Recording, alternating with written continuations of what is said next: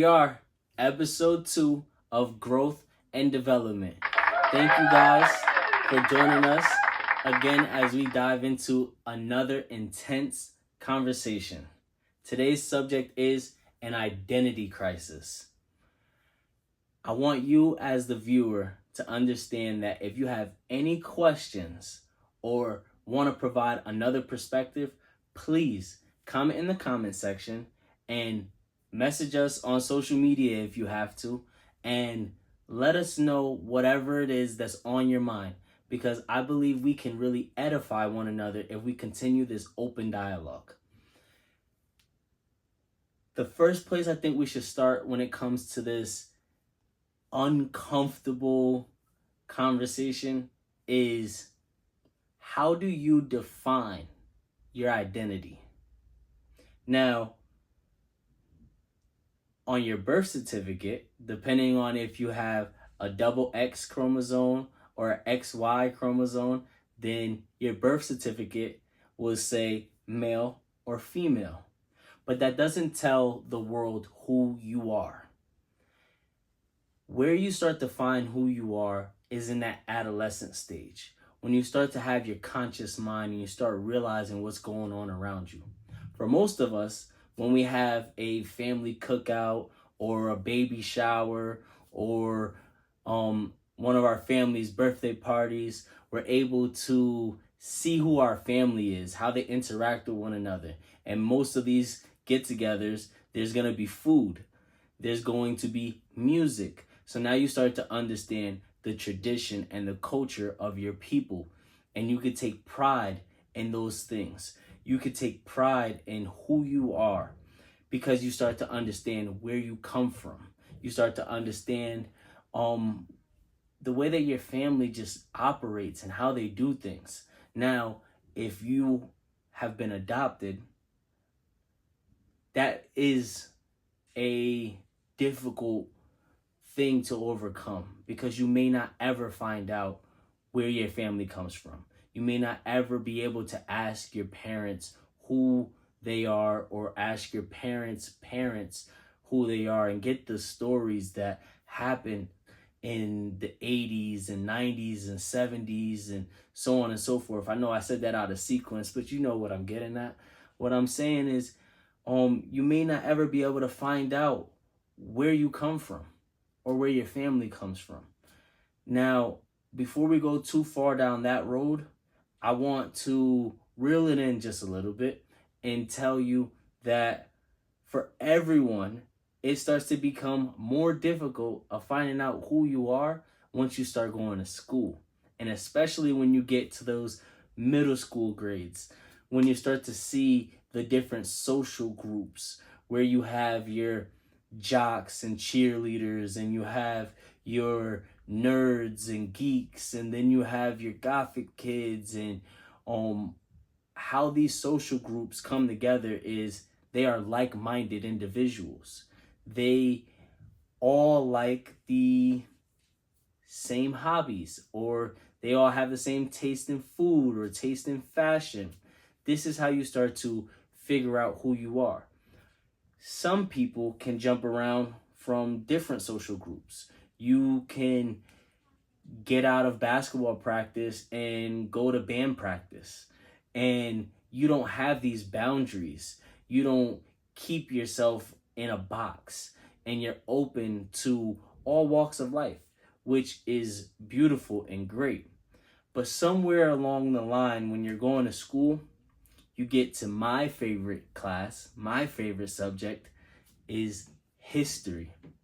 You start to learn about American history, and then you start to understand more about who you are and where you come from. And then you a little bit later on in life, when you get into your high school years, you start to go to world history. And now you get a world perspective on how the rest of the world sees America. Now, let's keep in mind that we are just one of the Americas. We're North America, and there is also South America and Central America. This is important to keep in mind, because we don't ever call Canadians Americans, but Canada is most definitely a part of the North American region. So living here, being born and raised my whole life in North America, I started to have a lot of questions, especially because I wasn't accepted in certain social groups and ethnic groups. So when you start to get into ethnicities and nationalities, you have to understand that there is a difference. I remember being in high school and my teacher told me that being Puerto Rican isn't a nationality. And I argued with him all class long, and I was very upset with him. Now as an adult, and I learned it along the way, probably shortly after this debate that I had with the teacher, I learned that he was right. Being Puerto Rican isn't a nationality. Being Puerto Rican is an ethnicity made up of a few different nationalities. Now, I furthered my understanding in this by understanding that the native people, the indigenous people to Puerto Rico, to that island, the tribe that was there was Taino. Now, the Spaniards came, which are European. The Spaniards came into the island, and some of these Europeans also brought African slaves to the island. So now you have a mixture of Africans, Europeans, or Spanish, and Tainos. And in different parts of the island, you'll see different levels of melanin in people's skin. So there's a specific spot in Puerto Rico that is called Loíza. And in Loíza, which there's a very famous rapper from Loíza that many of you are familiar with. And if you're not, then please do your research. They are predominantly darker skin. Now, you have some Puerto Ricans that are my color complexion, and you have some Puerto Ricans that are I don't want to say white skin, but they don't have as much melanin in their skin as my wife. My wife, both her mother and father were born and raised in Puerto Rico, and my wife doesn't have any melanin in her skin. She has a stronger European descent in her lineage. Now, I come from a family where my mother's parents both came from Puerto Rico, but my father's mother and father were both adopted. So the question on who, what, when, why, or the questions of who, what, when, why definitely have come across the dinner table on more than one occasion. However, somewhere along the line, you're told that you're African American. And then you start to ask yourself, what is that? What does that mean? I was born in America. I was raised in America. All I know is the American traditions. What does it mean to be from Africa? And as I got older, I realized that I wasn't the only one that was struggling with this. However, when I was in school, I would go and hang out with some Puerto Ricans. And as I would hang out with the Puerto Ricans, they would say I'm black. Now, let's also throw out there that being black or white is neither a nationality or ethnicity. But for context, we'll keep this terminology. I was too black to hang out with the Puerto Ricans. And then when I would go around the black people or the African Americans, I was too Puerto Rican to be around them. So that was a divide within myself. And if you grow up in a ghetto, a impoverished community, or you grow up in a high crime community, there is the forever presence of the possibility that you may end up in prison. Now, we'll leave for another episode the difficult conversation or intense conversation about the mass incarceration here in America. But when that comes into your conversations, when you are in New York City, the place that you end up going is a place called Rikers Island. And when you get to Rikers Island, either you have to identify with a specific gang, or not that you have to identify, but if you identify with a specific gang, you have to claim that so that they put you in the right housing unit. If you don't go to the correct housing unit and you don't communicate with the Department of Corrections with who you identify, you can end up in a rival gang's house unit, and it could be very bad situation. Now, there are also race wars, but the biggest place that experiences these race wars is in California. When you go to places like San Quentin, now you have the blacks staying with the blacks and the whites staying with the whites and the Mexicans staying with the Mexicans. When you're a kid, you don't know any of this. When you're a kid, you don't have any awareness that this even exists, that this type of hatred exists. And you aren't identifying with anything other than being a human. You aren't identifying with anything other than being a kid.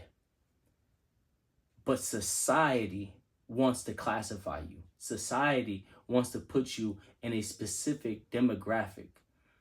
That is the conversation that I want to have, because the question becomes, why? Why do I have to identify to a title or name that someone from I don't know how long ago created and tells my great grandparents that they are this? And this terminology of African American, it never sat right with me, because I don't know anything about Africa. I know a little bit more about Africa now that as an adult, but as a child, I knew nothing about Africa. And it's hard for me to sit here and say that I'm an African American when I don't know the music in Africa, when I don't know the culture, when I don't know the food, when I don't know tradition, when I don't know the tribe. Now, again, I keep saying Africa. Why? I'm saying this is an entire continent, and I don't even know the country that I'm from in that continent. I don't know the town in that country that my people came from. So how can I identify with anything that comes from there when I don't know where specifically my people came from in this place? Well, apparently, as I was having these thoughts as a young teenage American, I wasn't the only one that had these thoughts. And who I want to introduce you guys to, some of you may be familiar with. There was a philosopher, a very famous philosopher named W.E.B. Du Bois. And he put out a book in 1903 that was called The Souls of Black Folk. And in this book, he came up with this theory called the double consciousness. The double consciousness theory is based on an African American who was born and raised in America and cannot identify as being an American because they are told that they aren't just American, they're African American. So they can't identify as they can't identify with the flag, the American flag, because there is a division. They're being told that they aren't just American, and they can't identify with being African for all the reasons that I've already listed. They don't know the food, they don't know the music, they don't know the clothing, they don't know the tribe, they don't know anything about it. So there's a lack of identification, there's a lack of identity. Now, what I have come to realize is that we start to cling to the social groups that we do know. For W.E.B. Du Bois, he had his mother and father up until a certain point, and his father left the household and he ended up growing up in a single parent household. Fortunately for him, his community invested in him and his education and paid for him to go to college. He received his first bachelor degree in Nashville, Tennessee, and then he received his second bachelor in Harvard and became the first Black person to get a PhD from Harvard. That is how he was able to voice or put a voice, or his voice was able to be heard about this very issue that many Black Americans deal with. Now, what I also want everyone to understand from a world view, if me, myself, who has a little bit more melanin in my skin than some of my German friends, if we were to go to France and my German friend was born in, I don't know, Nebraska, and him and I, both born and raised in America, were to go to France together, they would say we are both Americans. They wouldn't say that he's an American and I'm an African American, because that doesn't exist anywhere else in the world. It's only Americans that want to divide and keep people in different social groups. And I'm thankful that people like W.E.B. Du Bois came out with these theories, because they should be studied and we should be talking about it more and more so that we have an understanding of who we are. Now, one thing that I never understood is why when I apply for a job or I register for school and they ask you your nationality or ethnicity, why you know what they have on there is Black / African American, Latino / Hispanic, white / Caucasian, Asian, or the other box. Why can't I identify as the nation that I've come from? The nationality that I should be able to identify with is an American, because the root word of nationality is nation. Now, when Black people see each other, we like to call each other brothers. Yeah, we take the ERS off of it and we add the A, but we like to call each other brothers. We like to try to identify with one another. But this is a 21st century understanding. What we need to understand is the program of Pan-African. Pan-African was this ideology that no matter where you are in the world, if you have melanin in your skin, that we are all the same, that we are alike.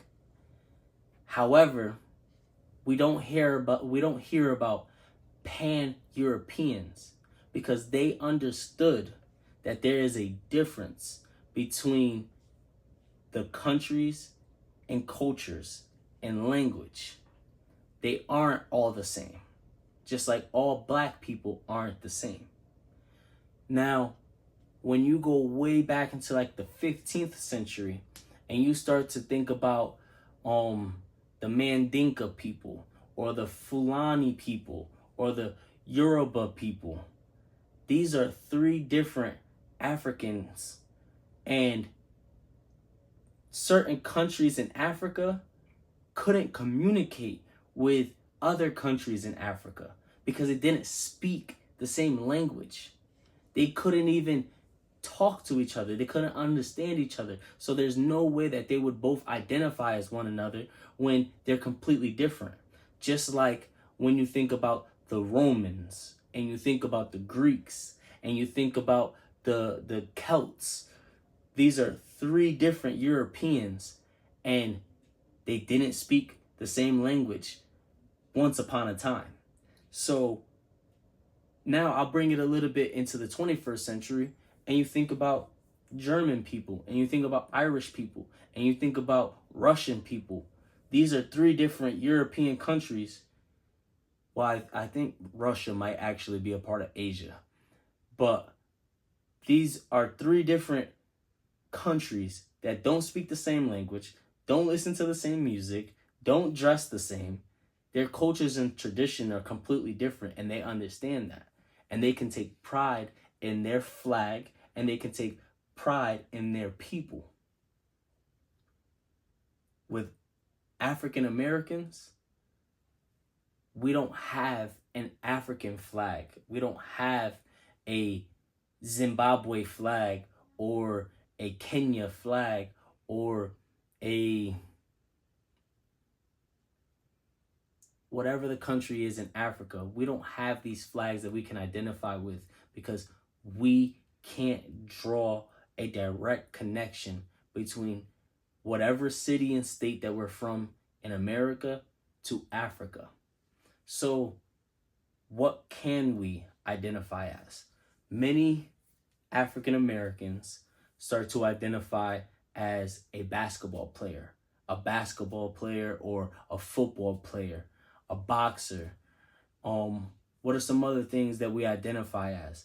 We start to identify as rappers. We start to identify as comedians. We identify with our career path and the title of that job. Some other things that we start to identify with are gangs. Your gang becomes your identity. Whether you're a Blood or a Crip. And now, when we listen to the language of some of these people in our community, they say, I'm a Crip, or they say, I'm a Blood. They don't say, I'm black. They don't say, I'm an American. They say the gang that they are, and then the flag that they identify with is the bandana. And they can take pride in this because it is a community. It is people that are like-minded, that have the same likes and dislikes.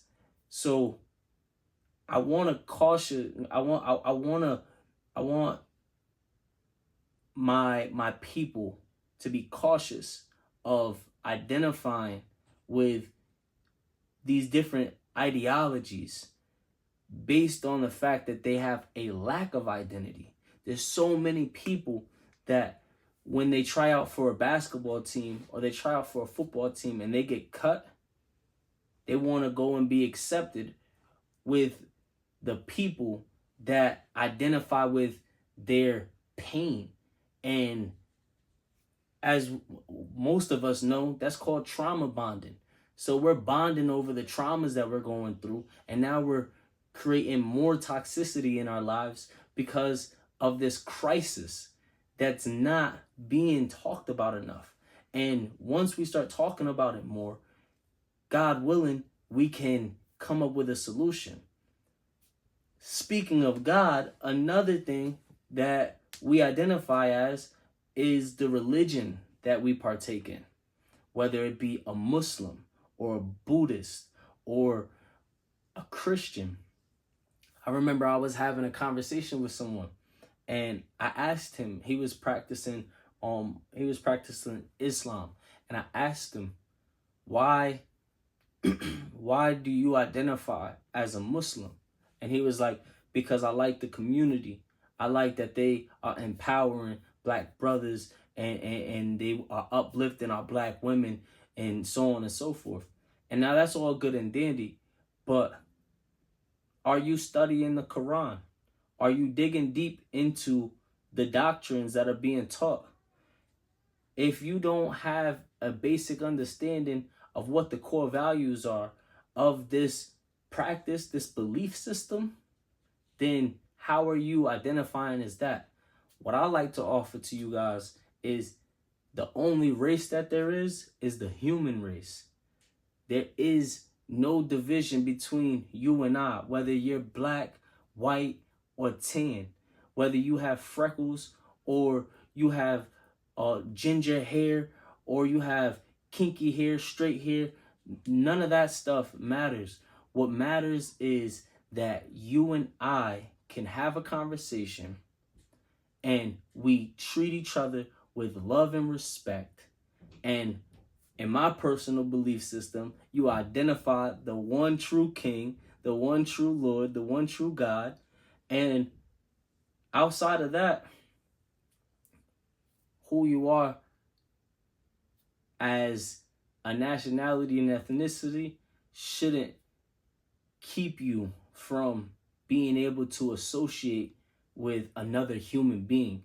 Because at the most basic level, what we have in common is we both need oxygen. We both have blood in our bodies. We both need food. We both need water. So we have much more in common than just some flag for a nation that we had no part of creating. Now, as far as those who are dealing with no longer identifying as a male or female, I'll offer you this. If we all died today and 100 years from now, they dig up our bones and they look at our skeleton, when those people study our shoulders and they study our hips and our shoulders are going to say, this is a male skeleton and this is a female skeleton. So whether you want to identify as a cat or you want to identify as whatever you want to identify as, your skeleton makeup, that's what's going to say who you are. Maybe not what your personality is, but it's going to say who you are as far as your gender. Now, for me, this is a very difficult conversation. This is a very intense conversation. I'm sure I'm going to ruffle some feathers, but I want to continue to grow and develop new thoughts and perspectives and grow on my knowledge and develop more of a better approach to these difficult conversations. Thank you for listening today. Thank you for joining us. We appreciate it. Please like, comment, subscribe, share, and we'll see you next episode. I got gems, gems, gems. I got gems.